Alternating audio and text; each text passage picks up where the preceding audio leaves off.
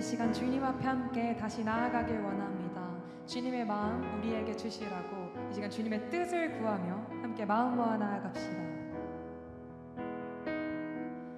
보소서 주님 나의 마음을 선한 것 하나 없습니다. 그러나 내 모든 것 주께 드립니다. 사랑으로 안으시고 날 새롭게 하소서. 보소서 보소서 주님 나의 마음을 선한 것 하나 없습니다. 그러나 내 모든 것 주께 드립니다. 사랑으로 안으시고 날 새롭게 하소서. 주님 마음 내게 주소서. 내 아버지 주님 마음 내게 주소서. 나를 향하신 주님의 뜻이 이루어지도록 주님 마음 내게 주소서. 주님 마음 내게 주소서. 주님 마음 내게 주소서. 내 아버지 주님 마음 내게 주소서. 나를 향하신 주님의 뜻이 이루어지도록 주님 마음 내게 주소서. 주님 마음 내게 주소서. 아멘. 이 시간 기쁨으로 일어나서 주님 앞에 함께 나아가길 원합니다.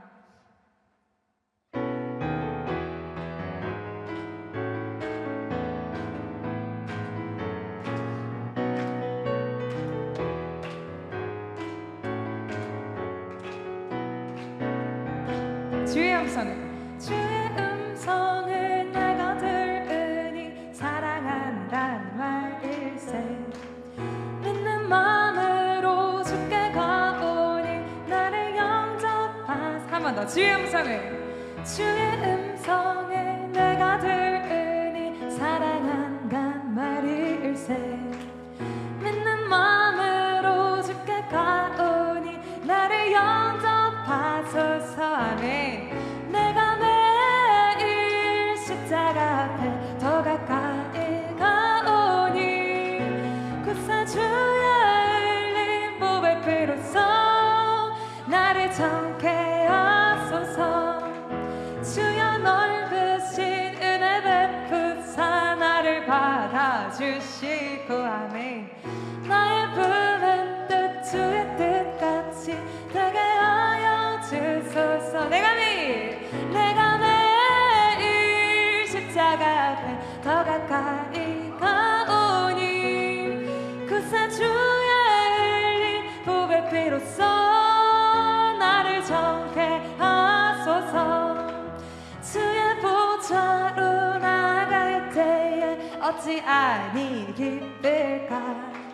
주의 얼굴을 항상 배우니 더욱 친근합니다. 내가 매일 십자가 앞에 더 가까이 가오니 구사주의 흘린 보배 피로써 나를 정케 하소서. 우리 구주의 넓은 사랑을 증량할 자 없으며 주가 주시는 참된 기쁨도 헤아리. 우리 한 번 더 고백합시다. 우리 구주의 높은 사랑을 측량할 자 없으며 죽어주시는 참된 기쁨도 헤아릴 수 없도다. 내가 매일 십자가 앞에 더 가까이 가오니 구세주의 흘린 보배 피로써 나를 정케한 한 번 더 내가 매일 십자가 앞에 더 가까이 가오니 구세주의 흘린 보배 피로써 나를 정케 하소서.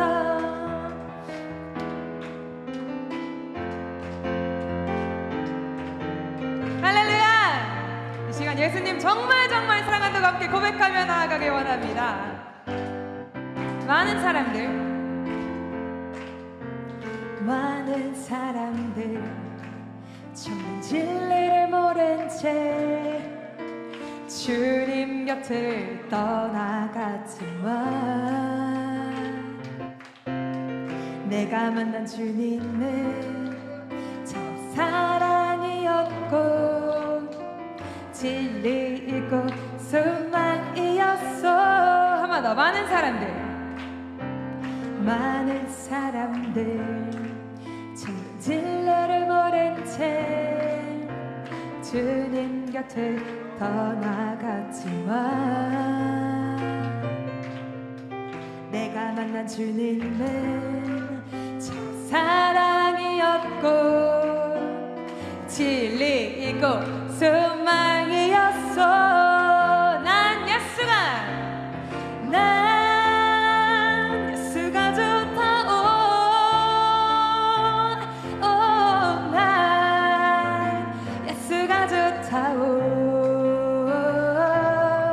주를 사랑한다던 베드로 고발처럼 난 예수를 사랑한다오.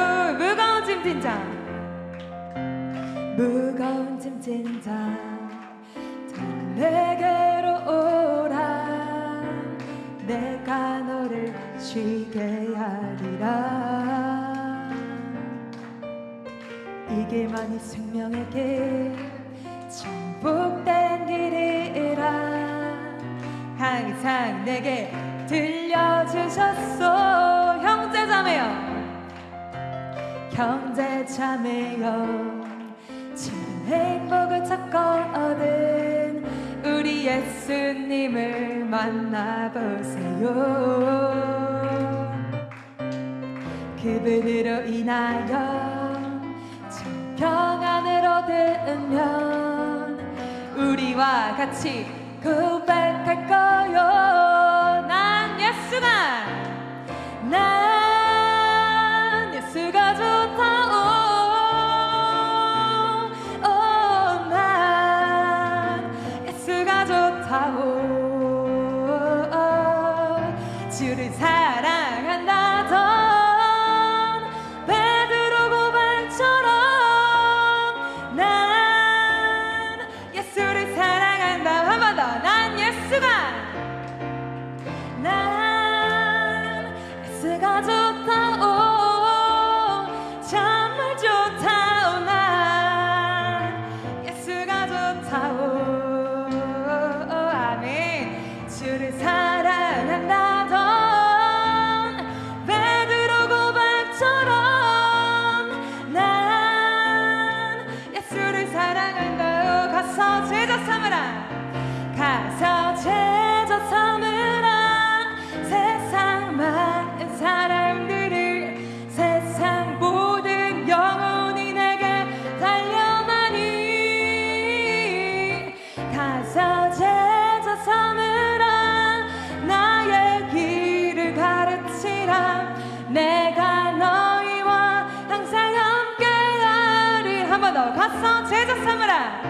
가서 제자 삼으라. 세상 많은 사람들을 세상 모든 영혼이 내게 달려나니 가서 제자 삼으라. 나의 길을 가르치라.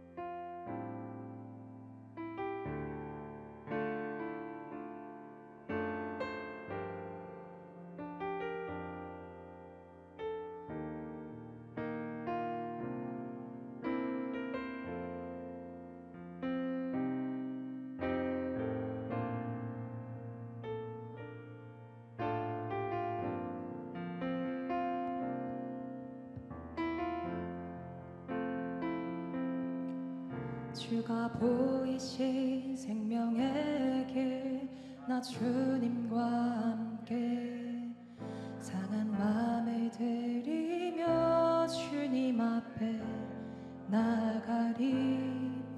나의 의로움이 되신 주, 그 이름 예수. 나의 길이 되신 이름 예수.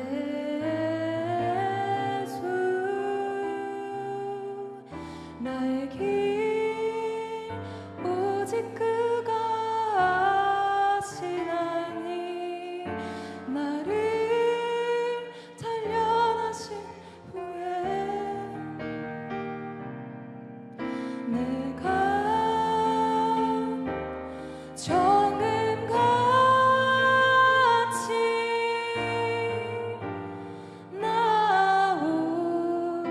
나오리라.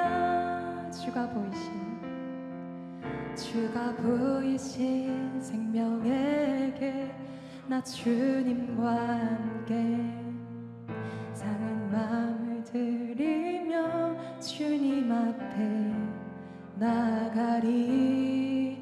나의 의로움이 되신 주, 그 이름 예수. 나의 길이 되신 이름 예수. 나의 길 오직 그가 아시나니. 나를 단련하신 후에 내가 정금같이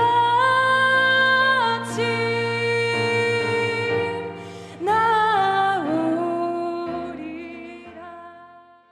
사도신경으로 하나님께 신앙 고백 드리겠습니다. 전능하사 천지를 만드신 하나님 아버지를 내가 믿사오며 그 외아들 우리 주 예수 그리스도를 믿사오니 이는 성령으로 잉태하사 동정녀 마리아에게 나시고 본디오 빌라도에게 고난을 받으사 십자가에 못 박혀 죽으시고 장사한 지 사흘 만에 죽은 자 가운데서 다시 살아나시며 하늘에 오르사 전능하신 하나님 우편에 앉아 계시다가 저리로서 산자와 죽은 자를 심판하러 오시리라. 성령을 믿사오며 거룩한 공예와 성도가 서로 교통하는 것과 죄를 사하여 주시는 것과 몸이 다시 사는 것과 영원히 사는 것을 믿사옵나이다. 아멘. 할렐루야. 하나님 말씀 사도행전 7장 1절부터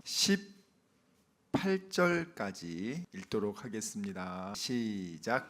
대제사장이 이르되 이것이 사실이냐? 스데반이 이르되 여러분 부영들이여 들으소서. 우리 조상 아브라함이 하란에 있기 전 메소보다미아에 있을 때에 영광의 하나님이 그에게 보여 이르시되 내 고향과 친척을 떠나 내가 내게 보일 땅으로 가라 하시니 아브라함이 갈대아 사람의 땅을 떠나 하란에 거하다가 그의 아버지가 죽음에 하나님이 그를 거기서 너희 지금 사는 이 땅으로 옮기셨느니라. 그러나 여기서 발붙일 만한 땅도 유업으로 주지 아니하시고 다만 이 땅을 아직 자식도 없는 그와 그의 후손에게 소유로 주신다고 약속하셨으며 하나님이 또 이같이 말씀하시되 그 후손이 다른 땅에서 나그네가 되리니 그 땅 사람들이 종으로 삼아 400년 동안을 괴롭게 하리라 하시고 또 이르시되 종 삼는 나라를 내가 심판하리니 그 후에 그들이 나와서 이곳에서 나를 섬기리라 하시고 할례의 언약을 아브라함에게 주셨더니 그가 이삭을 낳아 8해 만에 할례를 행하고 이삭이 야곱을 야곱이 우리 12조상을 낳았느니라. 여러 조상이 요셉을 시기하여 애굽에 팔았더니 하나님이 그와 함께 계셔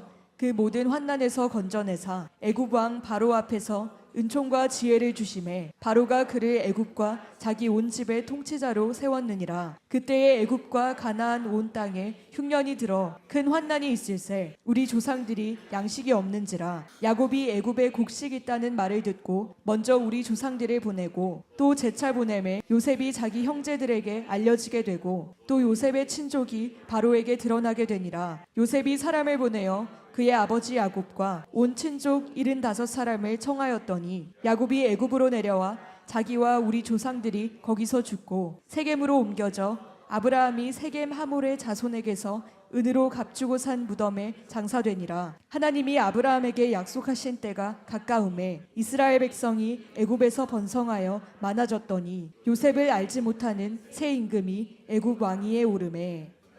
자, 18절까지 더 읽고 싶지만 그거는 또 나중에 더 보겠습니다. 제가 사도행전 7장을 보면서 항상 드는 생각이 뭐였냐면 빌립 집사님처럼 가장 스데반이 성령 충만한 진짜 에이스였는데 너무 빨리 죽은 거 아닌가. 하나님 좀 더 스데반 집사님을 좀 사용하시고 데려가시는 게 어땠을까. 그런 생각을 많이 갖고 있었는데 이번에 7장을 이렇게 보면서 그런 생각이 할 필요가 없었다는 것을 알게 됐어요. 그 말은 무슨 말이냐면 이 설교 한 편이 정말 너무너무 놀라운 메시지들이 담겨 있어서 정말 보물을 캐내는 그런 마음으로 지금 하나씩 지금 보고 있는데 결론을 먼저 잠깐 말씀드리면 하나님은 정말 완벽하시다. 하나님의 그 때와 일하심에는 후회함이 없으시다. 정말 이 이상 더 없겠구나. 그래서 설교를 하려는 분들은 이 스데반 집사님의 설교를 보고 또 보면서 정말 묵상해야겠다는 생각을 정말 많이 했습니다. 베드로 설교도 정말 특별했지만 사실 이 설교 한 편 때문에 순교당한 거예요. 이 설교를 쭉 분석해 보면 죽이지 않을 수가 없는 상황이에요. 그만큼 하나님이 이 설교를 통해서 하나님이 받으실 모든 영광을 받으시고 그리고 스데반은 완수하고 온 거예요. 스데반을 잡아 죽이기 위해서 사탄이 어떤 식으로 역사를 했냐. 6장 8절에 왜 이렇게 스데반을 대적하기 시작하냐면 스데반이 은혜와 권능이 충만하여 큰 기사와 표적을 민간에 행하니 그냥 은혜와 권능이 충만하여 기적을 일으켰다. 이러면 사단은 신경 안 씁니다. 근데 그걸 통해서 허다한 사람들이 예수님을 믿고 예수교에 복종하기 시작하는 겁니다. 그러니까 사탄은 자기를 높이기 위해서 하나님이 주신 은사를 사용하는 자들은 신경도 안 써요. 그런데 자기를 높이는 게 아니라 복음을 전하기 위한 그 용도로 사용했을 경우에는 실제로 사탄에게 억눌린 자들이 예수 믿고 구원받는 사탄의 진지들이 무너지는 아주 치명적인 공격이거든요.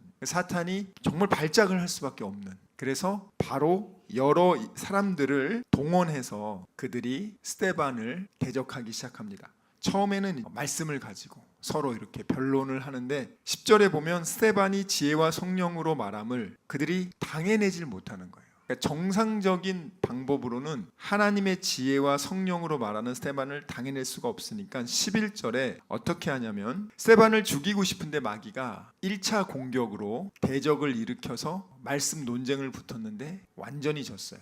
두 번째 플랜은 뭐냐면 은밀하게 몇몇 사람들을 설득해서 몇몇이 스데반에 대해서 거짓 증언을 함으로써 스데반을 죽이기 위한 작전이 들어가죠. 그래서 무슨 내용을 말하냐면 모세에 대해서 스데반이 참담한 말을 했다고 해요. 자, 이제 스데반의 설교에 보면 이것에 대해서 하나하나 놀랍게 반박을 해요. 이 이상 반박할 수 없을 정도로 법리적인 디펜스, 방어를 완벽하게 해요. 그리고 방어를 완벽하게 할 뿐만 아니라 마지막에 그 방어를 가지고 공격을 하는데 사단이 초토화됩니다. 자, 모세에 대해서 스데반이 아주 신성모독적인, 왜냐하면 모세를 이 사람들은 최고의 권위자, 최고의 선지자, 그들은 모세의 후손들이라고 또 모세를 우리의 지도자라는 것을 굉장히 중요하게 생각해요. 왜냐하면 모세가 율법을 받았다.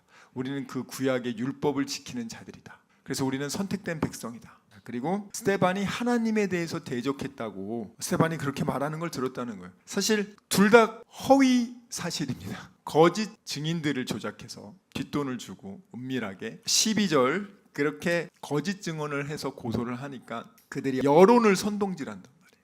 다음에 유대교의 지도자들 그들을 또 막 선동질하고 그리고 모세 율법의 교사들을 막 선동질합니다.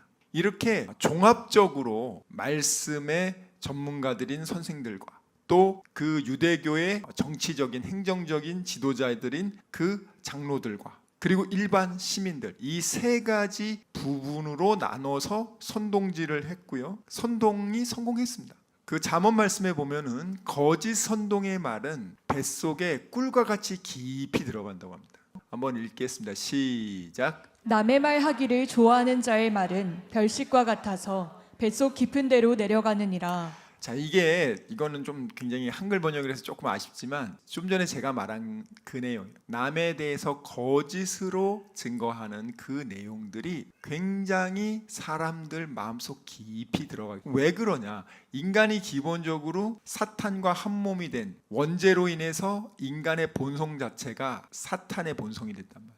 더 쉽게 말하면 인간의 영 안에 사탄의 영이 통치하며 지배하면서 인간의 생각 감정 의지를 사탄의 생각 감정 의지로 완전히 주입된 상태이기 때문에, 그래서 사탄의 메시지, 사탄의 생각, 거짓 그런 메시지들, 거짓된 내용들은 그들의 원래 성격이 그 거짓을 너무나 좋아해. 인간 자체가 그 악한 본성이. 그래서 거짓의 아버지가 사탄이잖아요. 아버지 사탄이 말을 했기 때문에 아버지 말이니까 너무 반갑다 하면서 쑥 들어가는 거야. 자, 그거에 대해서 여러분들 이상하게 생각하실 필요는 없어요. 물론 이제 우리가 천국에 가면 그럴 일도 없지만 이 땅에서는 공중 권세를 잡고 있단 말이에요. 지금 예수님에 대해서도 거짓 프레임을 씌워서 죽였잖아요. 똑같아요. 스데반도 거짓 프레임을 씌워서 죽인단 말이에요. 그런데 오늘 보면은요, 그렇게 선동질이 성공하니까 스데반을 잡게 됩니다. 만약에 선동이 잘 안 돼서 백성들이 스데반이 하나님의 사람인데 너 왜 스데반 건드려? 베드로는 그랬단 말이에요. 베드로는 선뜻 잡아가기가 어려웠어요. 그때 한번 복음 전하다가 깜빵에 가뒀는데 천사가 풀어줘서 다음날 또 열심히 복음 전하고 있었죠. 그래가지고 잡으러 왔는데 백성들이 돌로 칠까봐 조용조용 얘기해서 좀 뭐라고 해가지고 데리고 가지 않습니까? 근데 여기서는 안 그래요. 그들이 스데반 집사를 붙잡아서 데리고 간 건 똑같습니다. 산헤드린 최고 법정으로 데려갑니다. 마귀의 한 소굴에 들어간 거예요. 사자의 이제 입으로 들어갔습니다. 그리고 나서 그들이 어떻게 합니까? 거짓 증인들을 탁 바로 등장시킵니다. 예비된 각본에 짜여서 움직이는 거예요. 그 거짓 증인들이요 증언을 합니다. 이 스데반은 거룩한 성전에 대해서 대적하는 그러한 말을 끊임없이 했고 모세의 율법에 대적하는 말을 끊임없이 했다는 거예요. 이것도 허위 사실이죠. 그런데 거기는 다 마귀 새끼들 소굴이니까 우와 이렇게 죽여야 돼 이러고 있는 거예요. 그 다음에 14절에 보면 왜냐하면 그가 모세의 율법에 대해서 또 성전에 대해서 대적하는 말을 쉬지 않고 하는 것을 우리 증인들이 들었기 때문이다. 그리고 또 그가 뭘 말하는 걸 들었냐면 나사렛 예수가 이 성전을 부술 것이다.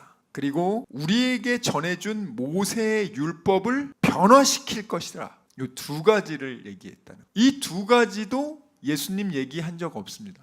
우리가 지난주에 살펴봤죠. 5장 17절에서 19절 다 같이 읽어봅니다. 시작. 내가 율법이나 선지자를 폐하러 온 줄로 생각하지 말라. 폐하러 온 것이 아니요 완전하게 하려 함이라. 진실로 너희에게 이르노니 천지가 없어지기 전에는 율법의 1.1획도 결코 없어지지 아니하고 다 이루리라. 그러므로 누구든지 이 계명 중에 지극히 작은 것 하나라도 버리고 또 그같이 사람을 가르치는 자는 천국에서 지극히 작다 일컬음을 받을 것이요 누구든지 이를 행하며 가르치는 자는 천국에서 크다 일컬음을 받으리라. 아멘. 이 마태복음 5장 17절 19절을 가지고 이것을 근거로 예수님은 모세의 율법을 변개시킨다고 말한 적이 없습니다. 그러므로 이것은 완전히 날조된 허위 진술이죠.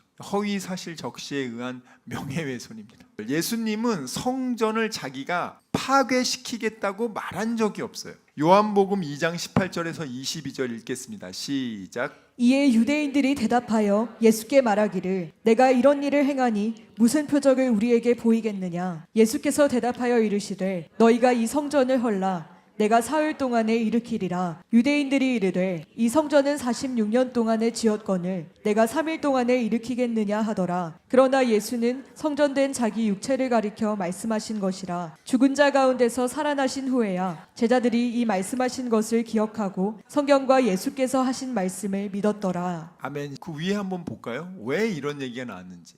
그들이 성전 안에서 장사를 하는 거예요.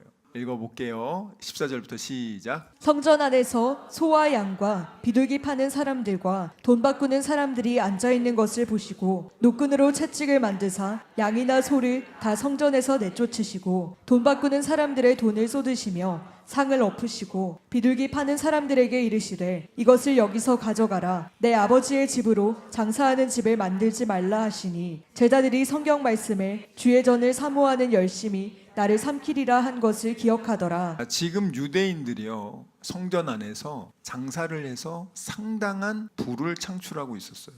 그런데 예수님이 오셔가지고 그걸 다 갈아엎은 거예요.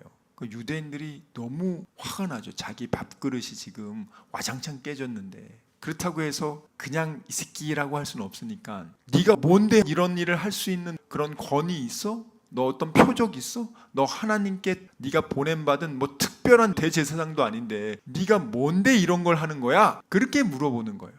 그러니까 예수님 뭐라 그래요? 이 성전을 헐어버려라 니네가. 그럼 내가 3일 만에 다시 지을게. 그러니까 사람들이 야 이거 46년 동안 지었는데 네가 어떻게 3일 만에 다시 짓냐? 예수님은 이 구절만 보더라도 성전을 파괴시키라고 말한 적이 없어요. 니네들이 파괴시키면 내가 3일 만에 짓는다고 말했지. 이것도 허위사실 적시에 의한 명예훼손입니다. 가중처벌됩니다. 굉장히 중요한 거예요, 여러분들. 자, 그런데 이 제자들은 어떻게 느끼냐면, 야, 예수님이 어떻게 성전을 3일 만에 짓지? 부활하시고 나서 그들이 깨닫죠. 진짜 성전인 예수님이 십자가에 죽으시고 우리의 죄값을 갚아주셨잖아요.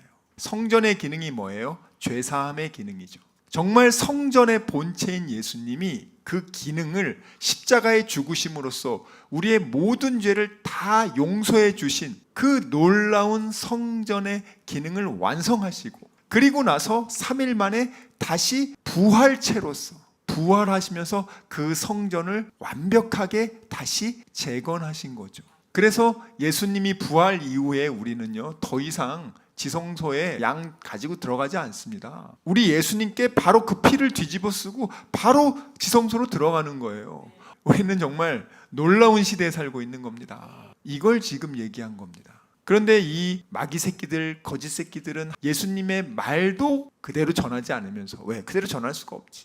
거짓으로 죽여야 되니까. 자, 그러면 이제 얘네들이 고소한 내용이 뭔지 알겠죠? 스데반이 모세를 대적해서 말을 했어요. 뭐 성전에 대해서 나쁘게 말했어요. 그리고 뭐 예수를 전했어요. 뭐 이런 것들을 병합해서 지금 물어보는 겁니다. 대검찰청 사내들인 공의에서 에이스 대검찰청 중앙수사부 부장검사가 지금 신문하는 겁니다. 대제사장이 직접 신문해요. 너 이 고소들 다 사실이냐? 1절. 너 이 고소들 다 사실이야? 이때 말을 잘해야 되죠. 유도신문에 넘어가면 안 되고.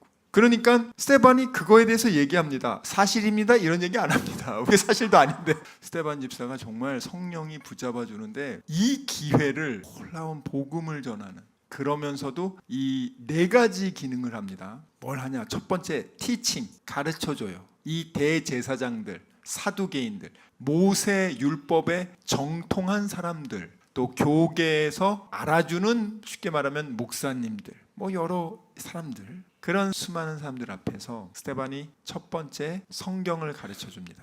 모세 오경을 꿰뚫어서 구약 39권이 다 들었단 말이에요, 여러분들. 와, 놀랍다 진짜. 이 얘기가 지금 이사야까지 모든 걸 다 건드립니다. 본문 말씀 속에 다 들어있어요, 여러분들. 그리고 나서 신약으로 넘어가면서 성령까지 연결하는데 안 죽일 수가 없다니까요. 이런 설교하면 죽습니다. 여러분이 난 해부활하고 싶다, 요 설교 딱 하면은 바로 갑니다. 너무 좋죠. 보시면 아주 목소리를 탁 잔잔하게 뭐라고 하는지 아세요? Brothers, 형제들이요, 아버지들이요, 내 말을 집중해 주세요. 주의를 환기시킨 거예요. 모든 사람들의 시선을 딱 스데반으로 딱 집중시킨 다음에 얘기합니다. 이 이스라엘 사람들이 제일 자부심을 느낀 게 아브라함의 자손이라는 거예요. 나는 아브라함의 자손이야. 나는 선택된 민족이야. 아브라함에 대해서는요, 그 누구도 토를 달 수가 없어요. 영광의 하나님이 우리 아버지 아브라함에게 나타나셨습니다. 이거 맞거든요. 아브라함이 메소포타미아에 여전히 살고 있을 때 그 동안에 아브라함에게 영광의 하나님이 나타났단 말이에요. 너의 나라와 너의 백성을 떠나라. 하나님이 말씀하십니다. 그리고 내가 너에게 보여주는 그 땅으로 가라. 그 땅이 지금 우리 가나안 땅이에요. 아브라함은요, 노예 생활을 하는 것도 아니에요. 메소포타미아에서 아주 잘 먹고 잘 사는 그런 사람이었단 말이에요. 거기에는 하나님 믿는 사람 한 명도 없어요. 근데 하나님이 뜬금없이 아브라함에게 딱 나타나셔가지고 너희 고향 떠나고 내가 너한테 가르쳐 주는 곳으로 그 땅으로 가라. 어디라고 말도 안 해. 가라는 거예요. 이스라엘 백성들은 이집트에서 400년 종살이 하다가 너무너무 힘드니까 하나님 살려주세요 하면서 막 울부짖어서 모세를 보내주잖아요. 아브라함은 그게 아니에요. 편안하게 너무 잘 지내. 근데 하나님이 아브라함에게 나타나셔서 여기 떠나라는 거예요. 그게 쉽지 않잖아요, 여러분. 갑자기 여러분들 여기서 진짜 너무너무 잘 지내고 있는데 모든 일이 갑자기 여러분 저기 아프리카 어느 나라로 가라고 해보세요. 쉽지 않잖아요. 근데 아브라함은 갈대아 땅을 떠납니다. 그리고 나서 하란이라는 땅에 정착합니다.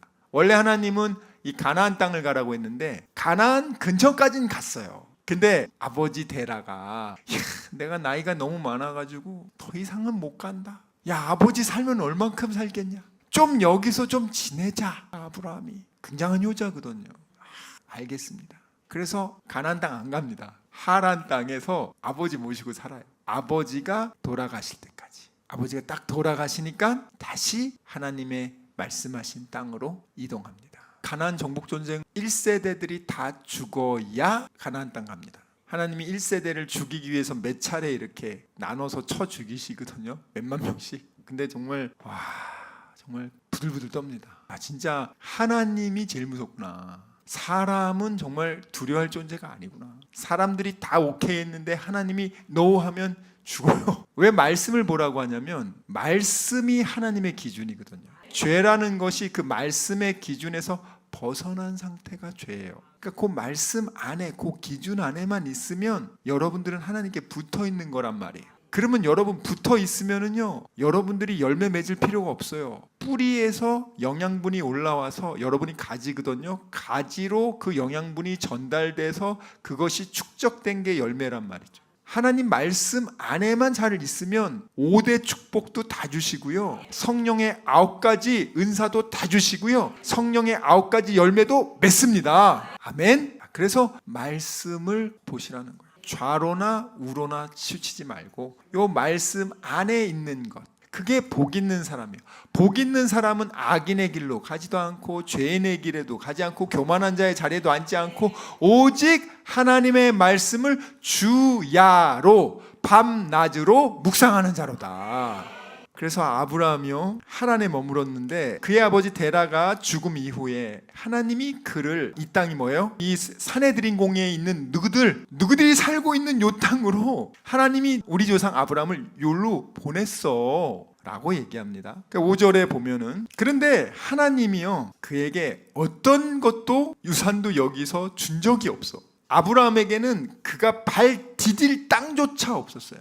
그러나 하나님은요 아브라함 이후에 그 자손들이 이 땅을 소유할 것이다. 그걸 하나님이 약속했단 말이에요. 아브라함에게. 심지어는 그 당시에는 아브라함은 자식도 없었어요. 자식을 100세 얻는단 말이에요. 불가능한데 자식을 얻었단 말이에요. 그 이삭이라는 그 아들 한 명을. 근데 이 약속을 받을 때는 자식도 없었어. 아브라함은 그게 기도야. 그 당시는 자식이 없으면 저주를 받았다고 생각하거든요. 근데 자식도 없는 상태에서 하나님이 너의 자손들에게 이 땅 줄 거야 라고 말을 하는 거예요. 야, 하나님은 참 인간의 눈으로 보면은 이해가 안 돼요. 그런데 믿음의 눈으로 봐야 돼. 잘 이게 한 끗 차이가 큽니다. 여러분들이 50년, 60년, 70년 갖고 있었던 가치 판단의 기준, 나의 행동하는, 생각하는, 반응하는 패턴들이요. 그것이 하나님의 방식과는 전혀 다르다는 거예요. 근데 여러분 지금 새로 태어났거든요. 그래서 여러분들은 믿음의 방식, 하나님을 의지하고 하나님의 자녀로서 하나님과 함께 동행하며 사는 새로운 방식을 배우고 있는 겁니다. 보세요. 10명의 리더들이요 하나님의 자녀라고 했지만 결정적인 순간에는요 하나님 배제하고 우리 힘으로 가면 다 죽는다 아닙니까? 거기다가 뭐 하나님 도와주면 이긴다 그런 말도 안 해. 하나님은 아예 없어. 하나님 벌써 투명 인간이 됐어. 그냥 왕 무시하는 거야. 멸시하는 거야. 그러니까 하나님이 나 멸시했다 그러잖아. 내가 이렇게 시퍼렇게 살아 있는데 하나님을 무시해? 뒷방 늙은이 취급해? 이 아이놈의 새끼들아, 믿음이 빼앗겼으니까. 안악자손 보느라고 믿음의 렌즈가 찢어지고 사탄이 주는 걱정 근심의 렌즈가 딱 들어오니까 그 렌즈로 보니까 내가 메뚜기네? 나 사람이 아니었네? 우와, 난 가면 무조건 짓고 우리 부인과 애들은 다 노예된다. 차라리 그것보다는 이집트로 가는 게 낫지 않겠냐. 어차피 거기 노예가 되더라도 나는 안 죽으니까. 여러분 지금 어떤 반응을 보이냐고요. 혹시 지금 여기 오기 전에 굉장히 속상한 일이 있었습니까? 그럴 수도 있지. 자, 그런데 여러분 하나님 앞에 두고 지금 멸시합니까? 여러분 문제보다 하나님이 더 작죠? 여러분 우리가 다양한 선택을 할 수 있어요. 자유의지가 있어서. 그런데 예전에 익숙하게 하던 죄악의 습관에 의해서 행하는 것들이 이제는 하나님이 날 멸시한다고 생각하는 거예요. 그래서 조심하라는 거예요. 하나님은 하나님을 존귀히 여기는 자를 존중합니다. 여러분도 그렇잖아요. 여러분을 존중히 여기는 사람 여러분도 좋아하지. 여러분 말만 하면 무시하고 그냥 막 욕하는 사람 좋습니까? 이스라엘 백성들 보세요. 하나님을 그렇게 멸시천대하고 하나님을 아주 그냥 깔아뭉개고 하나님이 도와준다고 했는데도 그 앞에서 우리는 가나안 거인들한테 몰살당합니다. 이런 말도 안 되는, 기껏 하나님이 상을 차려줬는데 그 상을 발로 차버리잖아요. 지금 6절에 보면은요, 하나님이요 아브라함에게 이렇게 말합니다. 400년 동안 너의 자손들은, 그 나라는 니네들 나라가 아니야. 어떤 나라에서 이방인들이 될 거다. 낯선 자들이 될 거다. 그리고 그들은 노예처럼 될 것이고 굉장히 학대되어질 거다. 그거 미리 아브라함에게 예언해요. 하나님이 네 자손들 앞으로 400년간 그렇게 고생하게 될 거야. 그러나 나는 그들을 노예처럼 괴롭히는 그 나라를 벌할 것이다. 그리고 하나님 말씀하십니다. 그들이 그 나라로부터, 그 나라가 뭐예요? 이집트잖아요. 그 나라로부터 나오게 될 것이고, 이 장소, 니네가 있는 이 장소, 바로 이 가나안 땅 예루살렘, 여기서 나를 경배할 거야 라고 말합니다. 니네가 있는 이 산에 들이니 하나님 경배하는 곳이야. 하나님 사람 잡아 죽이는 곳이 아니라고. 정신 차려 이것들아. 지금 의도적으로 계속 스데반이 하나씩 꺼내는 거예요. 지금 니네 살고 있는 여기, 과거의 말씀을 가지면서 스데반은 지금 과거 얘기를 하려는 게 목적이 아니에요. 여기 있는 사람들에게 바로 이 복음이 예수란 말이에요. 니네들이 이단으로 정죄해서 죽인 그 예수가 진짜 모세가 말한 나와 같은 또 다른 그 선지자, 하나님이 예비한 바로 그 The Righteous One이라고, 의로운 자라고, 그것을 지금 얘기해 주기 위해서 하나씩 끌어오는 거예요. 지금 8절에 보면 하나님께서 아브라함에게 할례 언약을 줍니다. 이야, 할례 언약. 이걸 가지고 이 뒤에서 정말 후드러 까거든요. 이 단어 하나하나가 중요하다고. 이건 스데반이 한 설교가 아니다. 성경에 있는 모든 설교 중에서 이게 가장, 사도 바울보다도 이 설교로만 보면 베스트 오브 베스트다. 이 설교 한 편으로 그는 수십 년 할 사역을 끝냈다. 이 성경을 보고 수천 년간 얼마나 많은 사람들이 그 예수를 만나고 예수에 대해서 잘못 알고, 요 본문이 이제 어떻게 연결되냐면 예수님의 엔드타임에 예수님이 재림하시고 이 유대인들이 집단 회개를 할 때 반드시 필요한 구절이에요. 이게 그냥 설교가 아니라고. 여러분들 이 설교를 여러분들이 보면은 그런가 보다 하겠지만 유대교에 심취한 사람들이 이 설교 보면은요, 집단 회개가 어떻게 가능한지를 알 수 있단 말이에요. 이게 무서운 설교예요. 여러분, 아브라함이 처음으로요 할례의 계약을 맺는단 말이에요. 그전에는 없었단 말이에요. 이 유대인들이 낳은 지 8일 만에 남자의 성기 포피를 잘라내는 그 언약을 하는 거예요. 그래서 나치가 사람을 죽일 때 유대인인지 아닌지 할 때 바지를 벗겨보는 게, 할례를 했으면 무조건 유대인이기 때문에 죽인단 말이에요. 근데 그들은 안 할 수가 없어. 이건 아브라함의 자손이라는 선민의 의식이기 때문에 무조건 한단 말이죠. 그런데 스데반은 니네들이 그렇게 전가의 보도처럼 여기는 그 아브라함의 할례, 이거에 대해서 그거 하나님의 뜻하고 전혀 다른 거야. 박살낸단 말이야. 네 할례 언약이 무슨 뜻인지 너 알기나 해?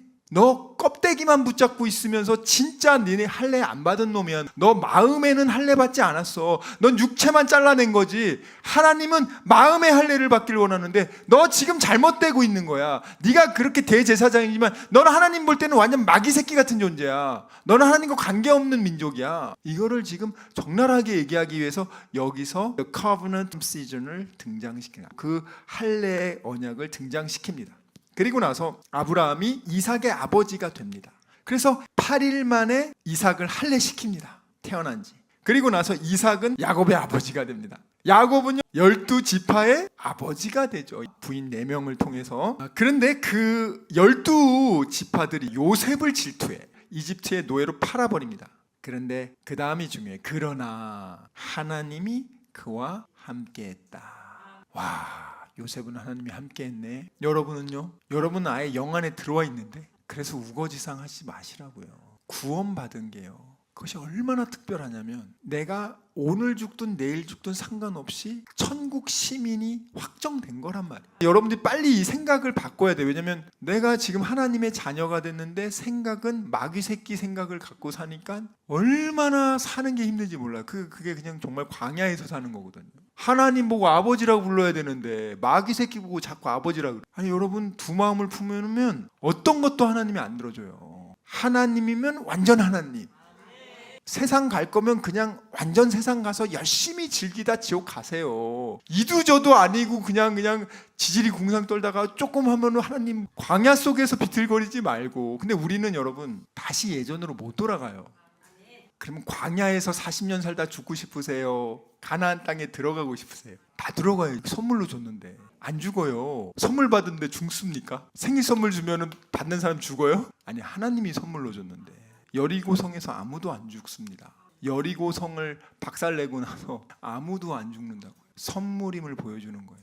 하나님이요 요셉과 함께 했죠. 그 하나님이 누구와 함께 한다? 나와 함께 한다. 여러분, 여러 가지 문제는 있을 수 있어요. 그래서 문제가 좀 있어야지 사는 것 같지 않아요? 근데 그 안에서 마귀가 다양하게 얘기할 때 무엇이 하나님의 소리인지를 들어야 돼요. 수많은 얘기들이 있거든요. 내가 분명히 이건 하나님의 음성이라고 붙잡고 있어도 조금 지나잖아요. 마귀가 막 정신없이 막 연타 콤보, 막 쓰리 콤보 막 공격하기 시작하면은 막 순간 정신줄이 막 놓기 시작하면서 내가 하나님이 주었다는 그 메시지조차도 희미해져요. 제가 말했죠. 마귀가 생각을 뺏어갈 수 있고 마귀의 거짓 생각을 넣어줄 수 있다 그랬어요. 이게 보통 사람한테 당연히 있고요. 진짜 성령 충만한 사람한테도 옵니다. 예수님께서요 사람이 낳은 자 중에서 가장 큰 자라고 말한 세례 요한이라고 있습니다. 이 세례 요한이 누굽니까? 아무도 몰라. 근데 비둘기처럼 성령이 예수님에게 임하는 걸 탁 보고 저분이 모세가 말한 오실 메시아구나 하면서 보라, 세상 죄를 지고 가는 하나님의 어린 양이다. 세례 요한이요 얼마나 신실합니까? 맨날 기도하고 말씀 보고 그밖에 안 해. 근데 그 세례 요한이 예수님에 대해서 분명하게 증거했지만 아주 그 독방 중에서도 제일 햇빛도 안 들어오는 지하의 깊은 깜방, 너무너무 힘든 상황이에요. 언제 교수형 될지 몰라. 그곳에서 계속 갇혀 있는 거예요. 그래서 사단이 얼마나 공격을 했는지 세례 요한이요 예수님에게 제자들을 보내가지고 오실 그이가, 구약에서 예언한 메시아 오실 그분이 당신 맞냐고 예수님한테 제자들을 보내서 다시 확인합니다. 아니, 자기가 분명히 깜빵 들어오기 전에 보라, 세상 죄를 지고 가는 하나님의 어린 양이다 이렇게 얘기를 해놓고선 지금 어떻게 되냐고요. 다 뺏긴단 말이에요.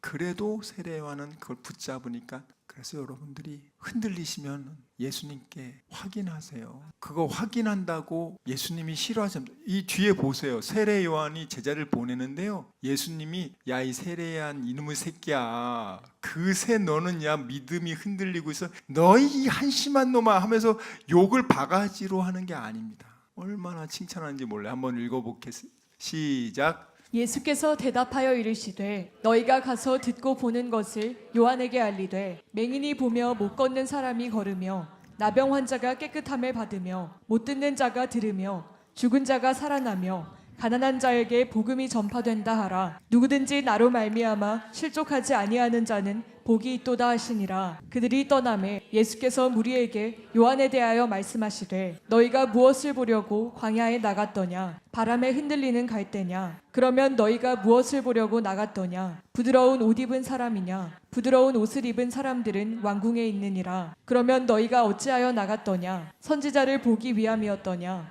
옳다. 내가 너희에게 이르노니 선지자보다 더 나은 자니라. 기록된 바 보라, 내가 내 사자를 내 앞에 보내노니 그가 내 길을 내 앞에 준비하리라 하신 것이 이 사람에 대한 말씀이니라. 내가 진실로 너희에게 말하노니 여자가 낳은 자 중에 세례 요한보다 큰 이가 일어남이 없도다. 그러나 천국에서는 극히 작은 자라도 그보다 크니라. 아멘. 이거 진짜 중요한 말씀 많지만 나와 있죠? 지금 세례 요한이 이거 예수님 맞나? 내가 헛다리 잡았나? 사람이 아무리 믿음이 좋아도 사탄이 공격하면은요 마음이 흔들릴 수 있어요. 그때 어떻게 하느냐가 중요해요. 세례 요한은 예수님께 다시 물어보니까 욕하지 않고 세례 요한 칭찬하잖아요. 지금 여자가 낳은 사람 중에 가장 크다. 근데 단서 조항이 있잖아요. 천국에는 제일 작은 자라도 세례 요한보다 크다. 왜 그럴까요? 힌트 드릴게요. 천국에는 뭘로 들어가죠? 제가 아까 전에 믿음의 렌즈가 정말 중요하다고 그랬죠. 그 한 끗이 크다고. 세례 요한이요 믿음의 렌즈가 지금 많이 약화됐어요. 다시 확인하잖아요. 천국에 이미 들어간 사람들은 어떤 사람들이야? 다 믿은 사람. 이 부분은 제가 나중에 좀 더 자세하게 말씀드릴게요. 사람의 마음이 흔들릴 수 있죠. 세례 요한만 그런 거 아니에요. 좀 전에 제자들을 세례 요한이 보내니까 예수님 말하잖아요. 맹인이 보고 쭉 얘기해 주잖아요. 요 말만 딱 들으면 바로 세례 요한은 예 맞군요 끝난 거예요. 그리고 나서 세례 요한 순교당합니다. 하나님 그냥 순교시키는 게 아니에요. 믿음을 확고하게 해준 다음에 딱 순교시킨단 말이에요. 순교의 영광을 주는 거죠. 그 사실 참수형 목 댕강하는 게 가장 깔끔하거든요. 제대로만 잘 이렇게 참수형하는 사람들은 죽음의 고통도 잘 못 느끼고 한 방에 죽어요. 하나님이 아주 기가 막히게 세례 요한에게 참 우리 하나님의 역사하심은요 너무너무 사랑이 많아. 너무 따뜻하고 섬세하고 친절하고 너무 좋아. 이 하나님하고 친해지세요. 그러면 아무리 부모님이 좋고 형제자매가 좋고 남편과 아내가 좋아도 하나님하고는 비교 대상이 안 됩니다. 인간은 하나님의 사랑을 받을 때 진정한 내가 되는 거예요. 마귀의 사랑을 받을 때는 거짓된 나에게 속아서 마귀에게 속아서 진짜 행복인지 아닌 가짜 행복인데도 그것을 갈망하며 살다가 비틀비틀거리고 죽어요. 요셉은 지금 어린 나이에 형들한테 팔려가지고 지금 이집트의 노예로 갑니다. 얼마나 억울하겠어. 얼마나 괴롭겠어. 그러나 하나님이 함께 하신다. 여러분들 지금 요셉만큼 억울한 사람 있어요? 형제자매한테 팔려서 해외에 노예로 팔려갔다. 여러분이 가장 힘든 거 한번 생각해 보시라고요. 아무리 힘들어도 지금 요셉만큼 힘드냐고요. 그런데 그 와중에도 하나님이 함께 했다.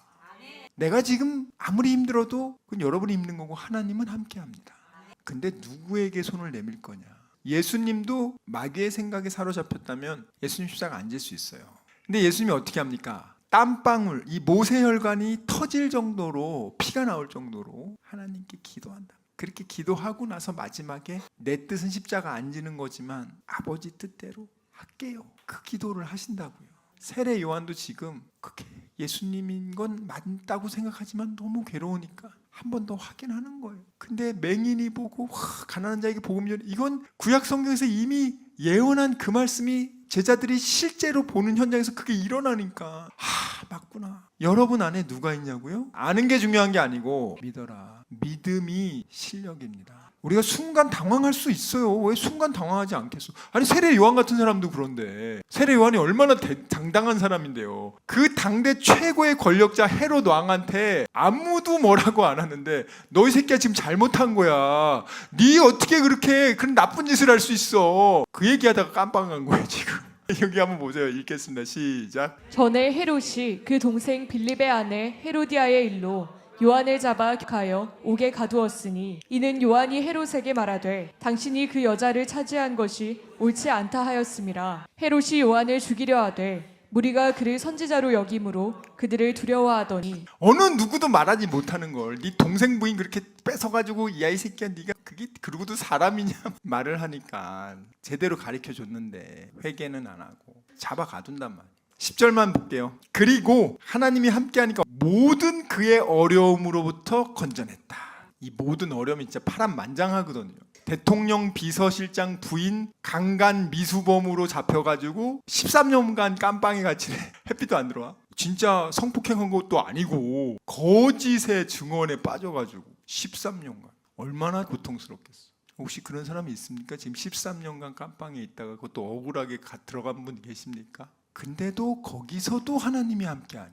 여러분 기분 좋을 때만 하나님 함께하는 게 아니고요. 기분이 꿀꿀할 때도 하나님이 함께한단 말이에요. 어떤 렌즈를 가지고 문제를 보고 해결할 거냐고요. 믿음의 렌즈로 보는 사람은 1000명 중에 1명이고요. 999명은요 사탄의 렌즈를 낍니다. 교회 다니는 분들도요 1000명 중에 1명이 믿음의 렌즈 낀다고요.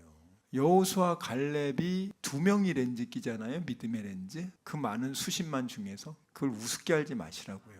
여러분이 하나님의 자녀가 됐으면 옛날로 돌아갈 생각하지 말고 말씀을 보고 아 하나님을 함께하는 게 이런 삶이구나, 이렇게 해야 되는구나. 성경에 가르쳐준단 말이에요. 성경의 티칭 가르쳐주고. 오늘 여기 지금 스테반 집사의 티칭, 리뷰킹, 꾸짖습니다. 너 똑바로 하라고. 그 다음에 잘못된 걸 correcting, 바로 잡아줘요.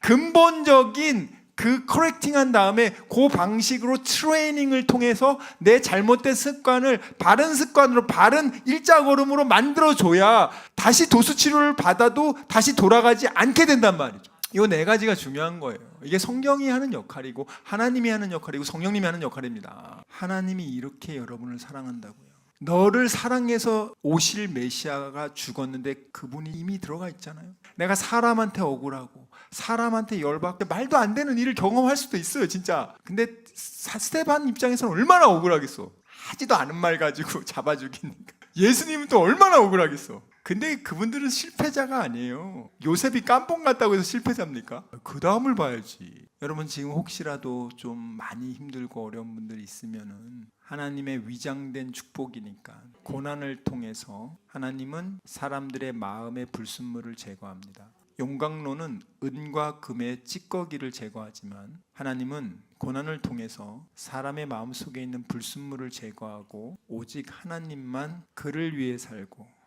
그분이 주시는 것으로 누리며 여러분의 모든 삶이 하나님께 바쳐지는 아름다운 정말 찬란한 그런 매일매일의 삶이 되시길 주님의 이름으로 축원합니다.